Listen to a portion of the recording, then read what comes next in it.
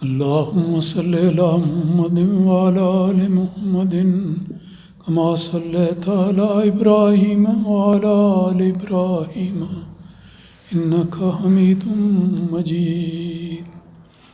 اللهم بارك على محمد وعلى آل محمد كما باركت على إبراهيم وعلى آل إبراهيم إنك حميد مجيد.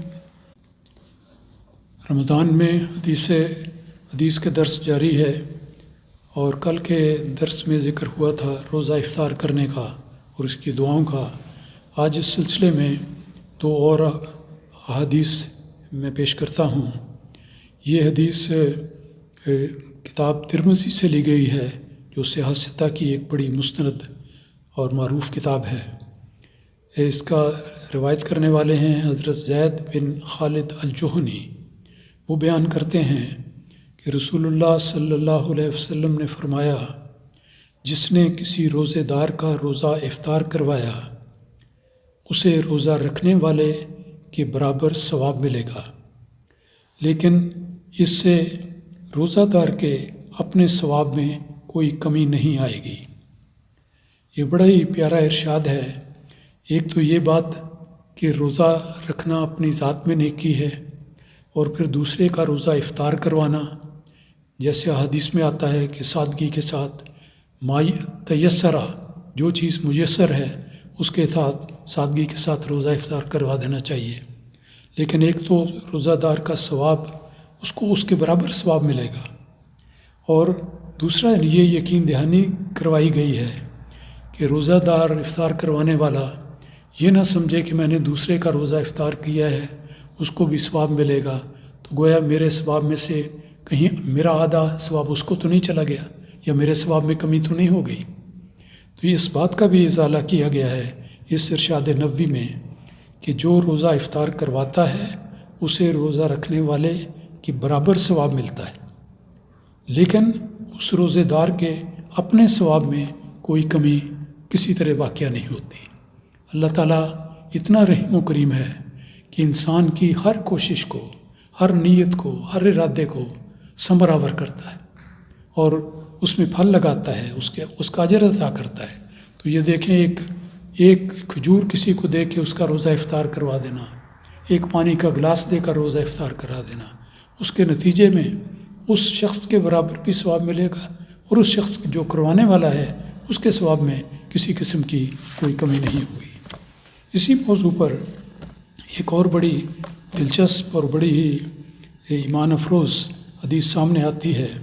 یہ موطا امام مالک سے لی گئی ہے، اور لمبی حدیث کا ترجمہ اس طرح پر ہے کہ نبی کریم صلی اللہ علیہ وسلم کی زوجہ مطہرہ حضرت عائشہ صدیقہ رضی اللہ تعالیٰ عنہ بیان کرتی ہیں کہ ان سے ایک غریب عورت نے سوال کیا. یہ ایک غریب عورت نے آ کر سوال کیا. اس دن آپ روزے سے تھی، آپ نے نفلی روزہ رکھا تھا، رمضان کا نہیں تھا لیکن نفلی روزہ رکھا ہوا تھا. تو ایک غریب عورت آپ کے در پر آئی اور اس نے کھانے کا سوال کیا. اور گھر کی حالت کیا تھی؟ لکھا ہے کہ گھر میں سوائے ایک روٹی کے کچھ بھی نہ تھا. یہ دیکھیں کہ رسول پاک صلی اللہ علیہ وسلم کے گھر کے حالت یہ ہے کہ ایک ایک دن کا کھانا اہتمام سے میسر کرنا ہوتا تھا، بسا اوقات کچھ بھی کھانے کو نہیں ہوتا تھا. تو وہ ایسا دن تھا کہ عورت سوالی بن کر دروازے پر آئی ہے، اور حضرت عائشہ فرماتی ہیں کہ حالت یہ تھی کہ گھر میں سوائے ایک روٹی کے کچھ نہ تھا. آپ نے اپنی خادمہ سے کہا کہ وہ روٹی جو اس وقت گھر میں موجود ہے وہ اس غریب عورت کو لا کر دے دو. یہ دیکھیں قربانی ہے، اور کیسا بلند نمونہ ہے اخلاق فاضلہ کا. وہ خادمہ کہنے لگی، جب اس نے یہ سنی بات، وہ خادمہ کہنے لگی کہ آپ کے لیے تو کوئی اور چیز تو اس وقت موجود ہی نہیں، تو آپ کس چیز سے روزہ افطار کریں گی؟ یہ اس خادمہ نے کہا کہ ذرا خیال تو کر لیں، آپ بھول گئی ہیں کہ آپ نے روزہ بھی رکھا ہے اور ایک ہی روٹی ہے. اگر آپ یہ روٹی دے دیں گی تو گھر میں کچھ نہیں رہے گا، تو پھر آپ روزہ کس طرح کھولیں گی؟ حضرت عائشہ صدیقہ رضی اللہ تعالیٰ عنہ نے جواب دیا، سننے والا جواب ہے، آپ نے اس خادمہ سے کہا کہ تم وہ روٹی اس غریب عورت کو دے دو، اور یہ کہہ کر آپ خاموش ہو گئیں۔ چنانچہ آپ کے ارشاد کی تعمیل میں وہ خادمہ کہتی ہے کہ میں نے وہ روٹی اس غریب عورت کو اسی وقت دے دی۔ اب یہ وہ واقعہ ہے جو بڑا چھوٹا سا واقعہ، بہت پیارا واقعہ اور بڑی تفصیل سے بیان ہو رہا ہے، اس ساری صورتحال میں کہ جس وقت اپنے کے لیے کچھ بھی موجود نہیں، حضرت عائشہ صدیقہ رضی اللہ تعالیٰ عنہ نے باوجود اس دن کے سارا دن روزے میں تھی، آپ نے کہا کہ یہ روٹی اس کو دے دو، تو خادمہ نے بہرحال اطاعت کرنی تھی، اس نے دے دی۔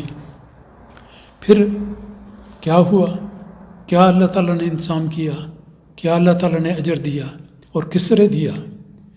یہ روایت بتاتی ہے کہ جب شام ہوئی تو آپ کے پاس، یعنی حضرت عائشہ صدیقہ رضی اللہ تعالیٰ عنہ کے پاس، آپ کے پاس کسی عزیز نے یا کسی اور شخص نے بکری کا کچھ گوشت اور اس کا بازو، یعنی جانور کا بازو بطور تحفہ بھیج دیا، اور اس پر آپ نے اس خادمہ کو بلایا۔ حضرت عائشہ صدیقہ رضی اللہ تعالیٰ عنہ نے جب یہ اللہ تعالیٰ کی طرف سے آنے والا انعام دیکھا کہ مجھے اللہ تعالیٰ نے اس چھوٹی سی قربانی کے نتیجے میں یہ اجر دیا ہے کہ میری ایک چھوٹی روٹی کے بدلے میں اتنا بڑا کھانا بھجوا دیا ہے، تو آپ نے اس خادمہ کو بلا کر فرمایا کہ لو کھاؤ، یہ تمہاری روٹی سے کہیں بہتر ہے، کہ وہ ایک روٹی جس میں ہم شریک ہونا تھا، تمہارے ساتھ مل کے کھانی تھی اور تم نے بھی کھانی تھی، دیکھو اللہ تعالیٰ نے کتنا شاندار انعام ہمیں دیا ہے، ہماری دعوت کر دی ہے، کوئی اللہ تعالیٰ کے بھیجا ہوا کھانا ہمارے پاس ہے، کتنا عمدہ کھانا ہے، تو آؤ اور شکر کے ساتھ اس کھانے کو کھاؤ۔ تو یہ ایک مثال ہے کہ جب بھی اللہ تعالیٰ کے راستے میں کوئی انسان قربانی کرتا ہے تو وہ صدق کے دل سے کی ہوئی قربانی کبھی ضائع نہیں جاتی۔